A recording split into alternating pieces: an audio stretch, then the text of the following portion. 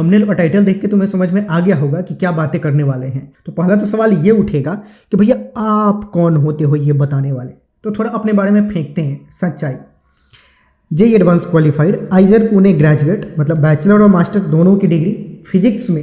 पूरे 5 सालों तक मैंने 5 साल कॉलेज में पढ़ाई ही की। आइजर पुणे के बारे में थोड़ा गूगल कर लेना, इंडिया का top notch research institute. JEE NEET का फिजिक्स फैकल्टी पिछले 4 सालों से, तो 5 और 4 9 साल से तो ज़िंदगी फिजिक्स में ही चली है। फिर उसके बाद जेईई प्रिपरेशन के टाइम पे, उसके पहले 9th-10th में भी मैंने काफ़ी heavy physics numerical problem solve किए थे। तो वो 4 साल हटा दिया जाए तो अभी भी 9 साल, मतलब पूरा का पूरा जीवन फिजिक्स के अंदर ही गुजरी है। Solo author of 2 physics book, 2 physics book, एकदम सिंगल ऑथर, ये नहीं कि किसी के साथ कोलैब करके ये सब। So have solve more than 22,000 numerical physics problem. तो तुम्हें अच्छे से बता सकता हूँ कि फिजिक्स में तुम महारत कैसे हासिल कर सकते हो, कैसे एकदम गॉड लेवल का तुम अपना फिजिक्स कर सकते हो। अब ये वीडियो मैं पर्टिकुलरली क्लास 9th और 10th के पॉइंट ऑफ व्यू से बोलूँगा कि अगर तुम क्लास 9th और 10th के स्टूडेंट हो तो तुम कैसे फिजिक्स में एकदम प्रो लेवल बन सकते हो। अलग अलग लेवल पे अलग अलग चीज़ें करनी होती है, तरीका थोड़ा अलग अलग होता है, पर क्लास 9th और 10th के लिए पर्टिकुलरली तुम कैसे अपने आप को एकदम गॉड लेवल फिजिक्स तुम अपना कर सकते हो। अब इसके कुछ खास स्टेप है, पूरा वीडियो एंड तक देखना, ज़्यादा लंबा वीडियो होगा नहीं, इसको बहुत ही शॉर्ट टू द पॉइंट में ख़त्म करूँगा। स्टेप बाय स्टेप देखते हैं, पूरा का पूरा डेमो के साथ दिखाऊंगा कि कैसे चीज़ें करनी है ताकि तुम्हारा फिजिक्स एट द एंड एकदम गॉड लेवल का हो। पहला स्टेप क्या है? Prepare formula sheet for each chapter. ये बातें काफ़ी सिंपल है पर बहुत पावरफुल है कि हर चैप्टर का तुम फॉर्मूला शीट या तो खुद से बनाओ या फिर तुम्हें कहीं से मिल गया तो उसको मतलब देखो। जैसे कि मैं अपने बच्चों को, जितना भी फिजिक्स मेरे से पढ़ते हैं, उनको मैं ऐसे फॉर्मूला शीट हर चैप्टर का बना के देता हूँ। जैसे ये मोशन चैप्टर का फॉर्मूला शीट हो गया क्लास 10th वालों के लिए, रिफ्लेक्शन रिफ्रैक्शन का अगर तुमने वीडियो देख रखा होगा तो ये उसका फॉर्मूला शीट हो गया। तो इस तरीक़े से, या फिर तुम अपने हैंड राइटिंग में कहीं से भी पढ़ रहे हो, कहीं से भी कर रहे हो, फॉर्मूला शीट जरूर बनाओ। फिर उसके बाद क्या? सेकंड स्टेप, निगल जाओ। मतलब उसको फाड़ के खा नहीं जाना है, निगल जाओ मतलब पूरा का पूरा फॉर्मूला तुम्हारे दिमाग में होना चाहिए, पूरा का पूरा रट जाओ। अब बोलोगे ये तो सबको ही बताता है, मतलब क्या आप अलग बता रहे हो? तो रुको जरा। अच्छा ठीक है। पूरा का पूरा फॉर्मूला तुम्हारे दिमाग में होना चाहिए। दिमाग में भी नहीं, मतलब एकदम खून में होना चाहिए। मैं बोलूँगा कि मतलब कोई भी अगर तुम्हें नाखून हलाए तो ब्लड बाद में आए, पहले फॉर्मूला का फ्लो होना चाहिए। इस तरीके से फॉर्मूला अपने खून में मिला लो, मतलब पूरा का पूरा फॉर्मूला टू द पॉइंट एकदम मुंह पे होना चाहिए। फिर आगे क्या? आगे अगर तुमने ये 2 स्टेप कंप्लीट कर लिया, काफ़ी सिंपल है पर बहुत पावरफुल है। अगर तुमने ये 2 स्टेप कर लिया तो तीसरा स्टेप मतलब अब तुम तैयार हो। लेकिन क्वेश्चन पढ़ते टाइम सोचना कैसे है, ये सबसे इंपॉर्टेंट है। अब इसके लिए मैं पूरा का पूरा तुम्हें एक डेमो दे के सिखाता हूँ कि क्वेश्चन पढ़ते टाइम तुम्हारा थॉट प्रोसेस क्या होना चाहिए। जैसे कि मान लो एक सिंपल सा क्वेश्चन लेते हैं। अब ये सिंपल भी नहीं है, जेईई मेंस का 2020, अब तुम 9th और 10th के लिए मैं बना रहा हूँ, पर तुम बोलोगे भैया जेईई मेंस का क्वेश्चन उठा के लेके आ गए। तो देखो, तरीका अगर तुम सही अप्लाई करोगे तो तुम कितना भी डिफिकल्ट से डिफिकल्ट क्वेश्चन भी अच्छे से आसानी से सॉल्व कर पाओगे। अब देखो तरीका कैसे होता है। पहले तो चुपचाप पहला स्टेप, क्वेश्चन ध्यान से पढ़ो। क्वेश्चन क्या है? जैसे कि अगर तुम होता तो कैसे क्वेश्चन पढ़ता। A particle start with an initial velocity 10 metre पर second along the x direction and accelerate uniformly at the rate 2 metre पर second square. The time taken by the particle to reach velocity 60 metre पर second will be, क्या होगा वो हमें calculate करना है। Question पढ़ लिए, क्वेश्चन समझ लिए। अब क्वेश्चन में पहला स्टेप कि गिवन क्या है वो लिखना है। पहले ही ये नहीं सोचने बैठ जाना है कि ये मतलब टाइम यहाँ पे पूछ रहा है तो टाइम कैसे कैलकुलेट करें। अब दिक्कत ये होती है कि बहुत सारे लोग पहले यही सोचने बैठ जाते हैं कि टाइम कैसे कैलकुलेट करें। पहला स्टेप ये नहीं कि क्या कैलकुलेट करना है, पहले ये देखो कि क्या गिवन है, और जो गिवन है उसको लिखो। सिर्फ सोचना, मतलब पढ़ के दिमाग में सिर्फ नहीं रखना है, उसको लिखो। अगर सॉल्व नहीं कर पा रहे हो तो मैं पहले गिवन इन्फॉर्मेशन लिखूंगा कि इस क्वेश्चन में दिया क्या क्या है। तो इनिशियल वेलोसिटी यहाँ पे दे रखा है, u की वैल्यू कितना 10 मीटर पर सेकेंड, ठीक है। आगे क्या दे रखा है कि पार्टिकल x डायरेक्शन में मूव कर रहा है। एक्सेलरेशन दे रखा है, मतलब a की वैल्यू दे रखा है 2 मीटर पर सेकेंड स्क्वायर, ठीक है। कैलकुलेट क्या करना है? टाइम टेकन कैलकुलेट करना है जब पार्टिकल का वेलोसिटी 60 मीटर पर सेकेंड हो जाए। मतलब कि ये फाइनल वेलोसिटी है 60 मीटर पर सेकेंड। हमें कैलकुलेट क्या करना है? टाइम कैलकुलेट करना है। अब ये गिवन इन्फॉर्मेशन है, ये हमें कैलकुलेट करना है। तो अब अगला स्टेप क्या होना चाहिए कि टाइम कैलकुलेट करना है तो कौन सा फॉर्मूला मैं अप्लाई कर सकता हूँ। तो या तो तुम्हारे पास फॉर्मूला सीट, इसीलिए मैं बोला था फॉर्मूला सीट, अगर है तो देख लो, नहीं है तो मतलब दिमाग में, नहीं है तो प्रिपेयर करो पहले और दिमाग में बैठाओ, ठीक। तुम्हारे दिमाग में ये पूरा का पूरा फॉर्मूला सीट होना चाहिए। अब ये पूरा ये तुम्हारे दिमाग में है, मतलब ये तुम्हारे दिमाग के अंदर घुसे हुए हैं। अब उसमें तुम खंगालोगे कि कौन सा फॉर्मूला अप्लाई कर सकते हैं, तब तुम्हें यहाँ पे कॉर्नर में दिखेगा कि ये 3 फॉर्मूला है, इसी में से कोई फॉर्मूला अप्लाई कर पाएंगे कि मतलब कुछ इन्फॉर्मेशन दिया है और कुछ हमें कैलकुलेट करना है। अगर तुम मतलब दिमाग में ही सोच पा रहे हो तो ठीक है, नहीं सोच पा रहे हो तो यहाँ पे वो सारे के सारे फॉर्मूले लिखो। जैसे कि ये 3 फॉर्मूला मेरे को खंगाला दिमाग में तो दिखा।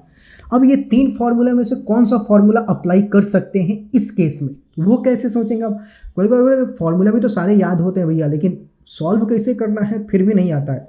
तो अब अगला स्टेप सोचना कैसे है कि ये फॉर्मूला हो गया, बारी बारी से चेक करो कि ये फॉर्मूला इसमें अप्लाई कर सकते हैं क्या, ये फॉर्मूला अप्लाई कर सकते हैं क्या, ये फॉर्मूला अप्लाई कर सकते हैं क्या। अब ये सोचना कैसे है कि कौन सा फॉर्मूला अप्लाई कर सकते हैं, कौन सा फॉर्मूला नहीं कर सकते हैं। उसके लिए क्या मतलब थॉट प्रोसेस होता है कि कोई भी फॉर्मूला तुम तभी अप्लाई कर पाओगे जब उस फॉर्मूले में एक चीज़ एक चीज़ अननोन हो, एक वेरिएबल अननोन हो और बाकी सारी चीज़ें पता हो, तभी जाकर के वो फॉर्मूला अप्लाई कर पाओगे। मान लो कि मतलब अगर मैं ये फॉर्मूला अप्लाई कर रहा हूँ तो इसमें एस को छोड़ के बाकी सारी चीज़ें अगर पता है तभी तो उसकी वैल्यू डालूंगा तो एस मिलेगा, या फिर हो सकता है ए को छोड़ के बाकी सारी चीज़ें पता है तो इसमें डालूंगा तो मुझे क्या मिलेगा, ए मिल जाएगा, ठीक। तो वैसे ही कौन सा फॉर्मूला अप्लाई करना है वो कैसे सोचना है कि उस फॉर्मूले में एक वेरिएबल को छोड़ के बाकी सारे वेरिएबल नोन होने चाहिए, मतलब बाकी सारे वेरिएबल पता होने चाहिए। अब इस तीनों फॉर्मूला को तुम ध्यान से देखोगे तो तुम्हें पहला वाला ही फॉर्मूला मिलेगा। पहला वाला फॉर्मूला देख के दिमाग चमकेगा कि इस फॉर्मूले में हमें टी कैलकुलेट करना है, टी है, v पता है, u की वैल्यू पता है, एक्सेलरेशन भी पता है, तो बाकी सारी वेरिएबल पता है, सिर्फ t नहीं पता है।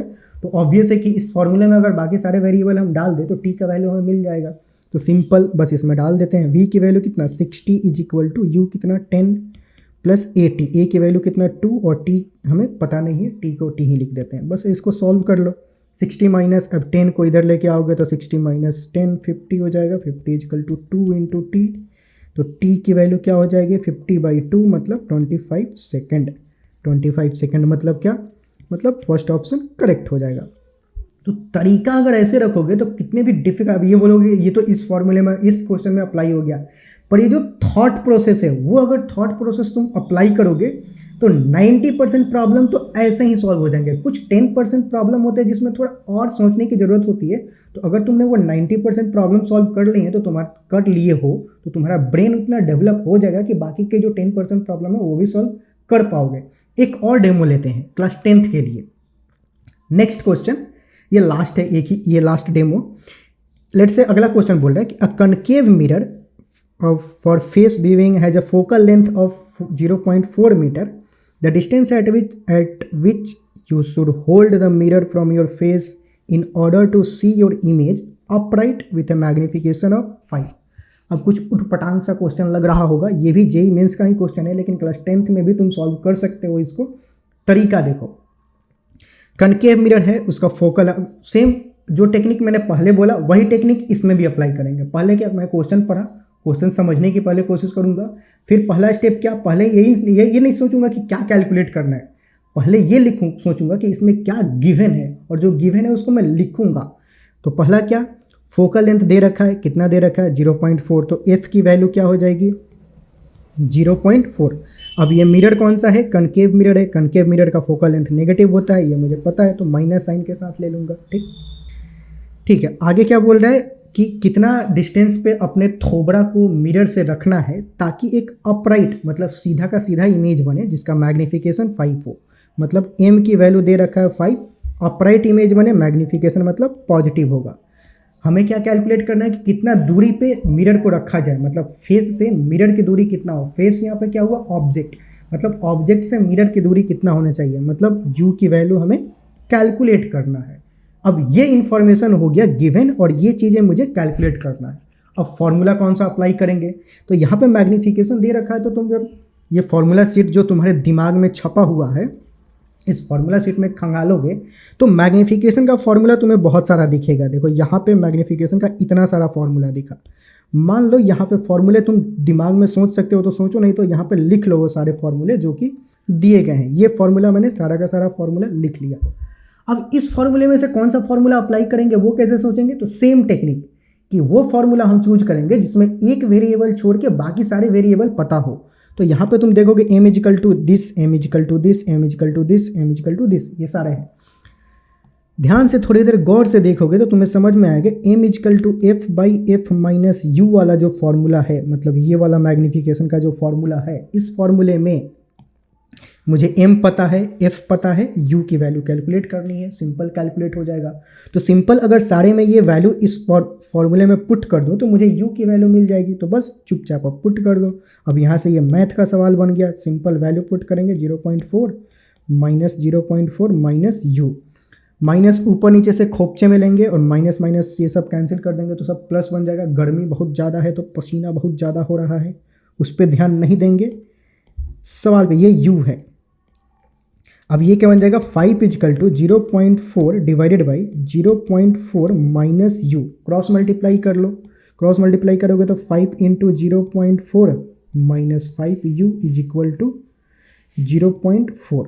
ठीक, अब ये 5 इंटू 0.4 कितना हो जाएगा 2 हो जाएगा। इस माइनस 5 यू को उधर ले जाओगे तो प्लस 5 यू, इसको इधर लेके आओ तो माइनस, तो ये बन जाएगा 2, इधर लेके आओगे तो माइनस 0.4 इजिकल टू 5 यू। तो u की वैल्यू क्या हो जाएगी 2 माइनस 0.4 1.6 बाई 5, इसको कैंसिल करोगे तो क्या 0.32 हो जाएगा इतना मीटर।